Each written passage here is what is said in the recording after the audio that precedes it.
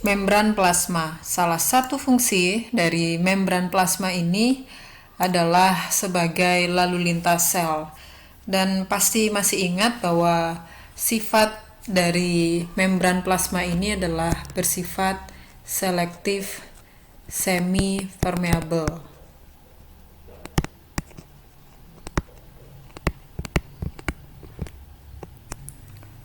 Kali ini kita akan membahas mengenai bagaimana cara membran ini menyeleksi molekul-molekul dan zat-zat yang boleh masuk dan bagaimana yang tidak boleh masuk, lalu lintas yang terjadi dari luar menuju ke dalam sel ataupun sebaliknya. Sehingga judul penjelasan pada kali ini adalah mekanisme transport sel.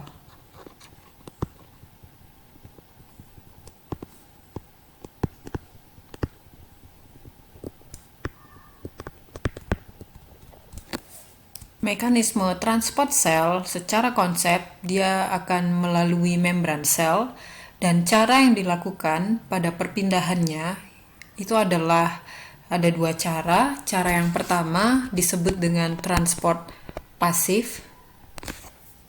Transport pasif dan transport aktif ini jangan lupa yang mengalami perpindahan dengan cara transport pasif dan transport aktif itu adalah molekul atau ion-ion.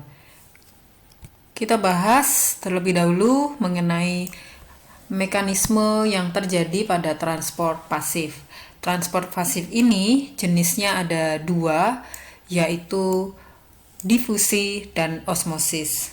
Yang disebut sebagai transport pasif itu jika perpindahannya tanpa menggunakan energi sel.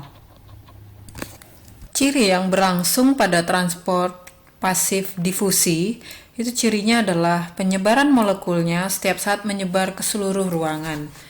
Jadi dia punya ciri yang pertama itu adalah kecenderungan molekulnya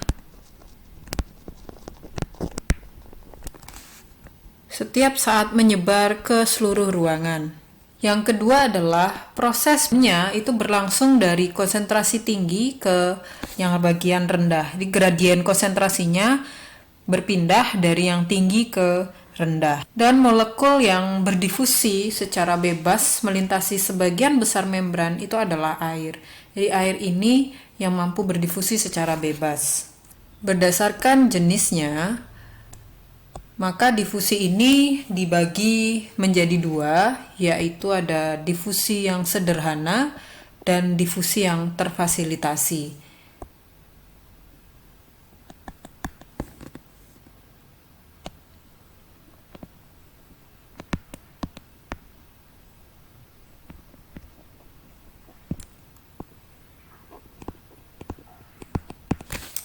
Difusi terfasilitasi ada juga yang menyebut sebagai difusi yang diperbantukan. Difusi sederhana ini dia prosesnya sangat spontan, kemudian cenderungnya dia menyebar ke segala arah, dari tinggi juga ke rendah. Di prosesnya sangat spontan. Lalu menyebarnya ke segala arah agar molekul atau ion yang ada di dalam sel, dari luar dan dalam sel itu cenderung supaya seimbang. Kita coba lihat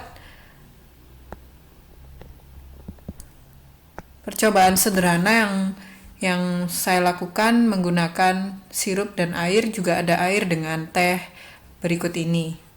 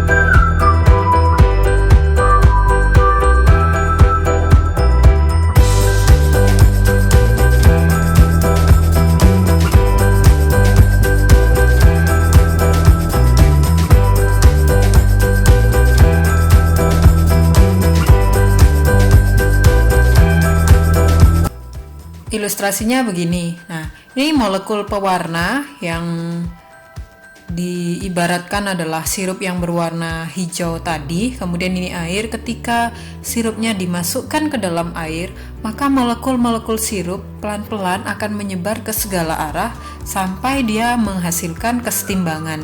Demikian pula yang terjadi apabila misalkan ada dua zat terlarut yang dimasukkan, nanti lama-lama mereka juga akan menyebar ke segala arah sampai dengan zat terlarut yang berwarna ungu dan yang berwarna hijau menjadi seimbang di seluruh ruangan yang ada di dalam sini. Jadi difusi itu adalah bagaimana cara molekul dan ion menyebar ke segala arah secara spontan agar kesetimbangan terjadi.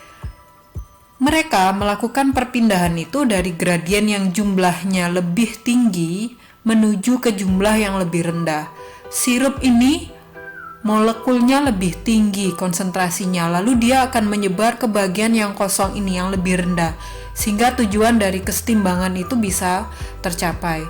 Demikian mengenai difusi, dan difusi yang tidak difasilitasi ini, nama lainnya disebut sebagai difusi yang sederhana. Prosesnya spontan, menyebar ke segala arah.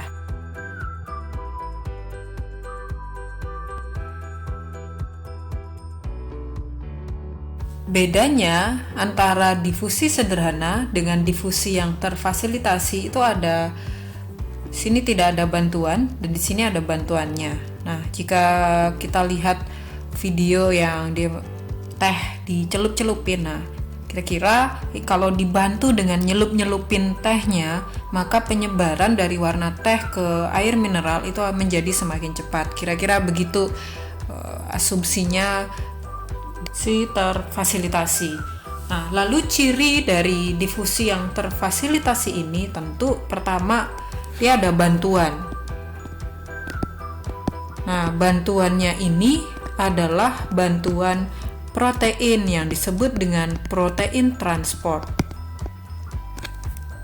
Kenapa sih kok harus dibantu dia? Ini dibantu karena alasannya itu adalah karena banyak molekul ion polar yang ditahan oleh bilayer, sehingga diperlukan dalam tanda petik supaya mereka bisa melintasi membran sel tersebut, jadi konsentrasinya tetap seimbang. Nah, adanya bantuan dari protein transport ini akan menyebabkan molekul-molekul ion polar itu bisa melintasi membran sel.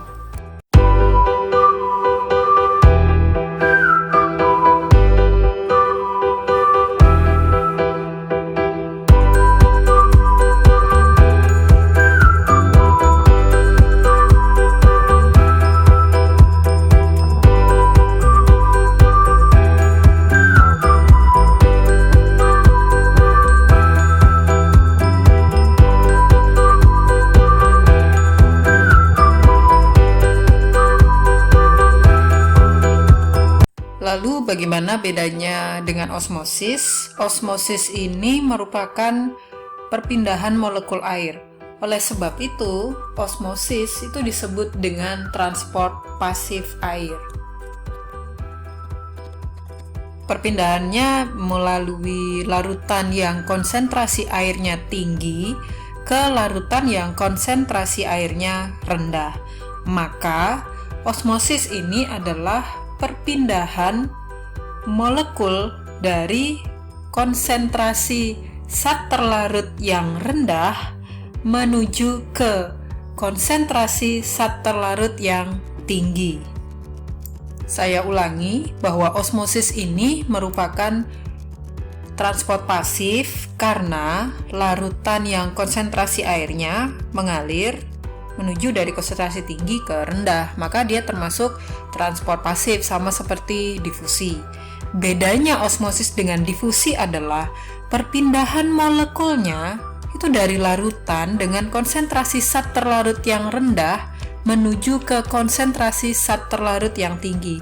Jadi molekulnya yang pindah dari konsentrasi yang rendah menuju yang tinggi. Itu bedanya dengan difusi. Nah, jenis dari konsentrasi zat terlarut atau kepekatan larutan itu dibagi menjadi 3. Tinggi,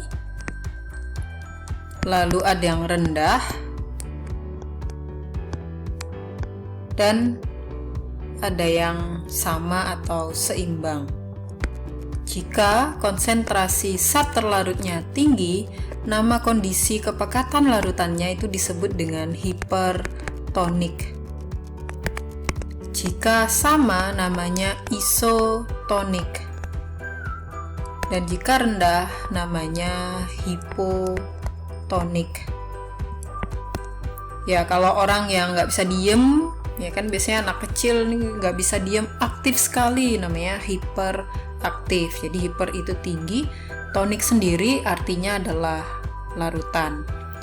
Kalau isotonik, mungkin kita sering mendengar ada salah satu merek minuman yang disebut dengan minuman ion isotonik. Nah, itu maksudnya kadar cairan di dalam tubuh balik lagi jadi seimbang. Jadi kepekatan larutan atau konsentrasi zat terlarut itu ada 3 jenisnya, yaitu hipertonik, isotonik, dan hipotonik. Dari osmosis, maka nanti perpindahannya itu adalah dari yang hipo menuju ke yang hipertonik.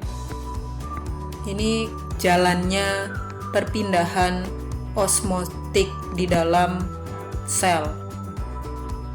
Kita perhatikan contoh percobaan sederhana berikut ini. Berikut adalah gambar yang berisi 2 larutan gula dengan perbedaan konsentrasi yang rendah dan ini adalah konsentrasi yang tinggi, di mana mereka dibatasi oleh membran permeabel selektif yang ada porinya supaya nanti bisa berpindah. Jika dilihat perpindahannya, maka hasilnya ini menunjukkan bahwa air berdifusi menuju ke larutan yang hipertonik. Nih, sehingga menyebabkan perbedaan konsentrasi gulanya mulai dikurangi. Ya.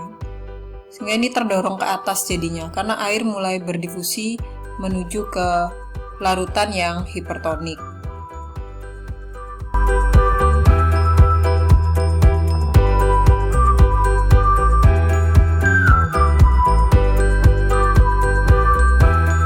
Sekarang contohnya saya ambil dari sebuah sel hewan.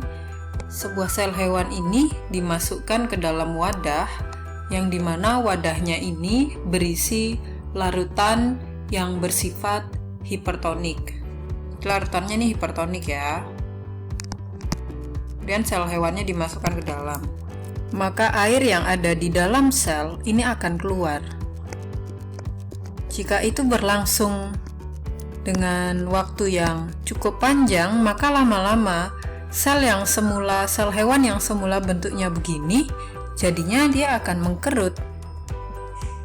Bayangkan seperti balon, yang semula balonnya ngembang, terus udaranya keluar, maka balon itu lama-lama akan ngempis. Ini sangat berbahaya bagi sel hewan karena dia bisa mengalami kehilangan cairan yang sangat banyak, dan bahkan mungkin saja akan mati karena dia nanti jadinya mengkerut. Kondisi yang sama juga terjadi bila sekarang sel hewannya dimasukkan ke dalam kondisi larutan yang hipotonik. Maka sebaliknya, air akan masuk ke dalam sel yang semula ukurannya segini, maka lama-lama dia akan membesar selnya dan bahkan menjadi pecah. Sama seperti balon tadi, jika balon terus-terusan dipompa, maka balon itu akan mengalami pecah juga. Jadi kondisi yang seperti ini tidak baik bagi sel hewan karena sel hewan bisa mengalami kematian. Peristiwa jika sel hewan dimasukkan ke dalam kondisi larutan yang hipertonik, dia jadi mengkerut, nama lainnya adalah krenasi. Dan apa yang terjadi pada sel tumbuhan nih? Jika sel tumbuhan juga dimasukkan ke dalam larutan yang hipertonik sama seperti pada sel hewan tadi. Nah, saya punya sel tumbuhan sekarang. Dan yang beda sel tumbuhan dengan sel hewan, dia kan punya dinding sel, ya kan? Ketika dimasukkan ke dalam larutan hipertonik, maka air juga akan keluar. Sama, plasma juga akan keluar. Namun, keluarnya ini tidak diikuti oleh mengkerutnya sel tumbuhan. Kenapa tidak diikuti? Karena dia punya dinding sel. Yang mengalami pengeluarannya ini adalah plasmanya aja yang keluar. Plasmanya kok bisa keluar? Hancur plasmanya, rusak plasmanya. Tapi bentuk dari sel tumbuhan tidak diikuti, tidak mengkerut dia. Karena ketika dimasukkan ke dalam hipertonik, hanya plasmanya saja yang pecah, maka peristiwa ini disebut dengan plasmolisis. Beda dengan yang terjadi pada sel hewan. Ini hewan, ini tumbuhan. Hal yang berbeda juga terjadi jika sel tumbuhan kita masukkan ke kondisi larutan yang hipotonik. Apakah air juga akan masuk? Iya. Air juga masuk nih. Terus lama-lama apakah selnya juga jadi pecah? Tidak. Kok bisa tidak pecah? Karena dari dinding-dinding selnya, dia melakukan tekanan yang sama gayanya supaya tidak terjadi pecahnya sel. Tekanan yang diberikan oleh dinding sel ini terjadi supaya menjaga agar selnya nggak hancur, nggak rusak. Peristiwa itu disebut dengan tekanan Turgid, sehingga peristiwanya juga disebut dengan peristiwa Turgid. Jika pada sel hewan namanya lisis karena pecah, maka pada sel tumbuhan tidak terjadi. Nah, kita ibaratkan dengan balon tadi. Dengan balon yang tadi. Saya punya balon, kemudian balon ini saya tiup terus-menerus. Ketika saya tiup terus-menerus, lama-lama balon akan pecah. Kelihatan, kita bisa melihat balon itu pecah. Beda kalau sekarang saya masukkan dia ke dalam kardus. Balonnya saya masukkan ke dalam kardus nih sekarang. Saya masukkan ke dalam kotak kardus. Apakah balonnya akan nampak dari luar? Tidak nampak. Yang nampak adalah kardusnya aja. Ketika saya pompa balonnya terus-menerus, pompa yang balonnya masih ada dalam kardus nih, saya pompa terus-menerus, maka balon itu bisa pecah. Apakah kelihatan dari luar? Kan balonnya ada di dalam kardus, yang kelihatan hanya kardusnya aja. Tidak terlihat di dalamnya terjadi pecah, ya kan? Nah, kayak gitu konotasinya. Sama seperti misalkan saya punya balon, kemudian airnya dibawa keluar, udaranya dibawa keluar, tapi balonnya saya masukkan dalam kardus. Balonnya mengkerut karena udaranya keluar, kan nggak kelihatan dari kardusnya. Kardusnya baik-baik saja. Itu bedanya sel tumbuhan dengan sel hewan, karena sel hewan nggak ada kardusnya, sel tumbuhan ada kardusnya, sehingga peristiwanya pun berbeda. Ya, gambarnya seperti ini, contoh gambarnya yang real. Ini terjadi pada sel hewan, dia bisa mengkerut ya, karena air akan keluar dari dalam selnya, sehingga dia mengkerut. Tapi kalau pada sel tumbuhan tidak terjadi, plasmanya keluar, tapi posisinya tetap sama. Ini yang saya jelaskan. Nah, jika sel hewan dan sel tumbuhan dimasukkan ke dalam larutan yang stabil, yang seimbang, maka volume sel tidak berubah atau stabil karena memang lingkungannya juga lingkungan yang stabil. Ya, air mengalir melintasi membran, tetapi pada laju yang sama pada kedua arah, lingkungannya yang stabil ini tidak akan terjadi perubahan volume. Beda kalau dimasukkan ke dalam yang hipotonik. Kalau hipotonik, air akan masuk ke dalam sel hewan sehingga sel hewan kebanyakan air lalu dia pecah. Namun pada hipotonik, jika ada sel tumbuhan, maka sel ini akan kemasukan air, bengkak, namun tidak terjadi diikuti oleh pecahnya sel, namanya adalah Turgid. Ya, ini yang biasanya dimanfaatkan oleh para pedagang kentang goreng.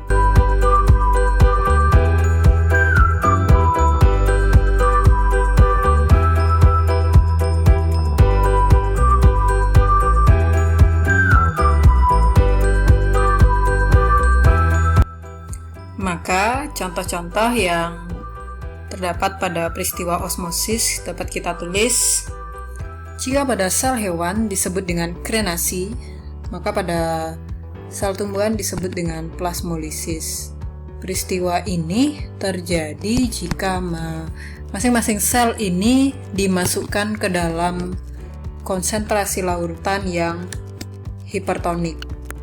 Lalu, jika pada sel hewan disebut dengan lisis, maka pada sel tumbuhan disebut dengan turgid. Peristiwa ini terjadi apabila mereka dimasukkan ke dalam kondisi cairan yang hipotonik. Sedangkan jika mereka masing-masing dimasukkan ke dalam isotonik, maka volume sel hewan maupun tumbuhan itu stabil. Itu mengenai osmosis. Kita lanjutkan bagaimana transport aktif. Transport aktif, dia disebut aktif karena dia punya ciri yaitu melawan gradien konsentrasi. Jika dari tadi kita membahas bagaimana perpindahan dari tinggi ke rendah, perpindahan dari airnya, kalau pada transport aktif maka mereka akan melawan gradien konsentrasi. Kebalikannya maksudnya. Kemudian juga karena mereka melawan, di mana-mana kalau orang lagi ngelawan itu pasti capek, ya kan?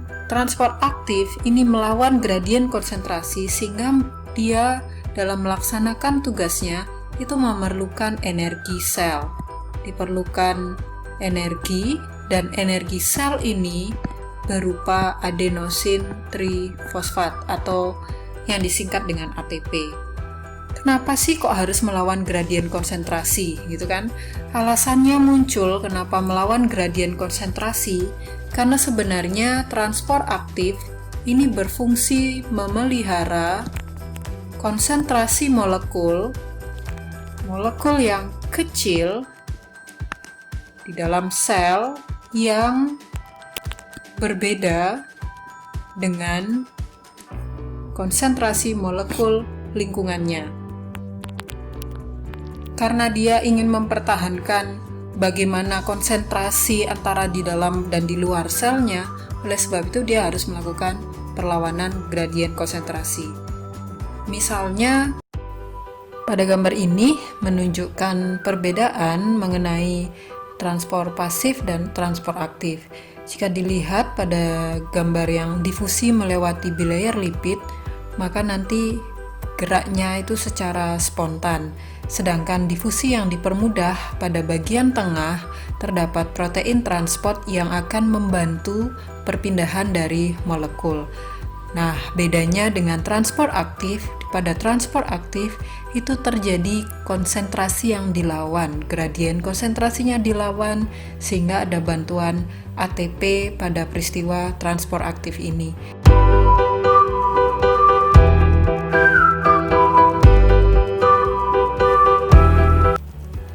Kerja transport aktif dilakukan oleh protein spesifik yang tertanam dalam membran, seperti pada jenis sel-sel lainnya. ATP akan menyediakan energi yang sebagian besar digunakan dalam transport aktif ini. Salah satu cara bagi ATP menggerakkan transport aktif ialah dengan cara mentransfer gugus fosfat langsung ke protein transportnya. Itu terlihat ada ATP yang memecah dari ADP menjadi ADP dan P.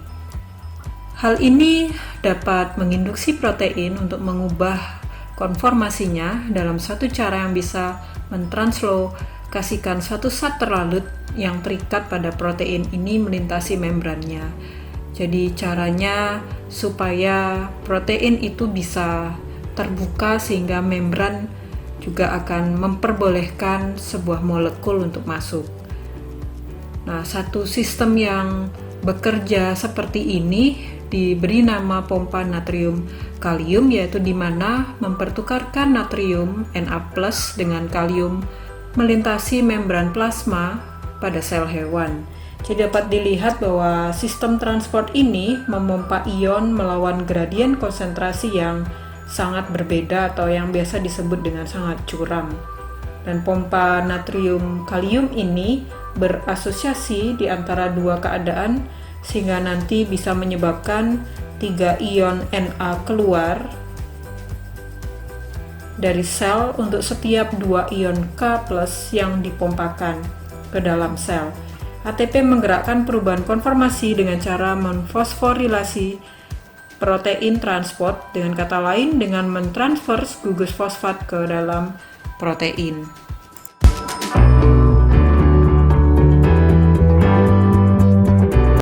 Salah satu contohnya adalah yang disebut dengan eksositosis. Eksositosis ini di mana membran itu bisa membawa molekul untuk dibawa keluar.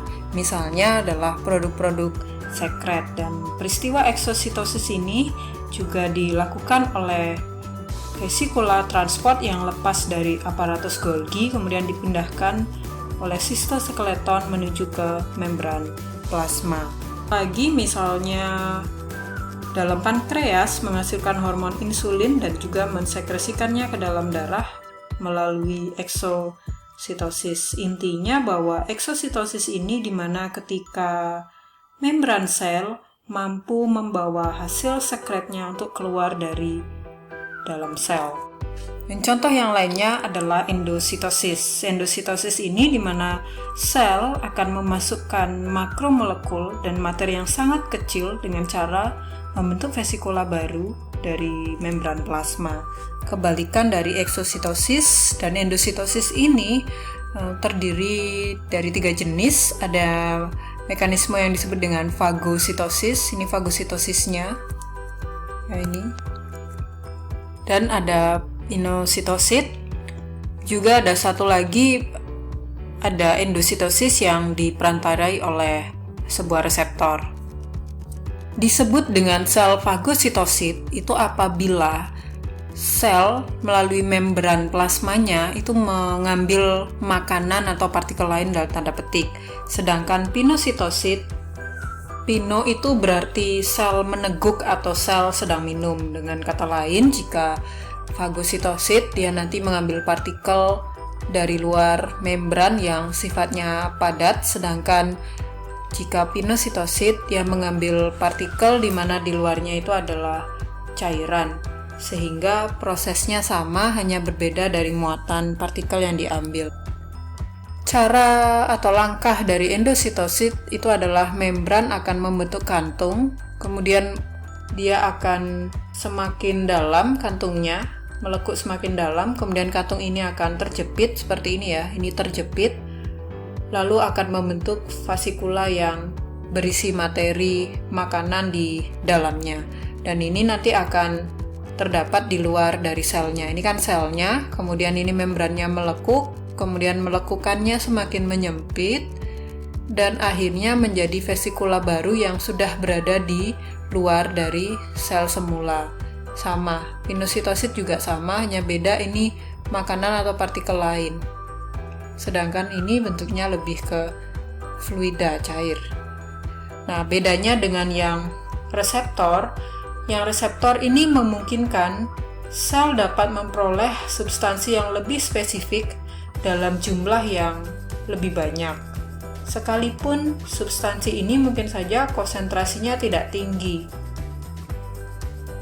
Contoh peristiwa yang endositosis dengan reseptor itu terjadi pada sel manusia, itu menyerap kolesterol yang digunakan nanti sebagai prekursor dalam sintesis steroid yang lainnya. Nah, jadi kolesterolnya bisa diikat ketika ada protein reseptor yang mengikatnya. Namun partikel tersebut nanti terikatnya nanti jadinya lebih kompleks pada lipid dan protein. Yang kalau kolesterolnya semakin banyak, maka yang masuk ke dalam sel juga nanti akan semakin banyak melalui peristiwa endositosis ini, yang bisa menyebabkan kadar kolesterol di dalam darah akan menjadi sangat tinggi, terus terakumulasi di dalam darah dan bisa menyebabkan penumpukan kolesterol pada pembuluh darah. Itu yang menyebabkan kenapa jika orang yang kelebihan kolesterol bisa menyebabkan penyumbatan pada pembuluh darahnya.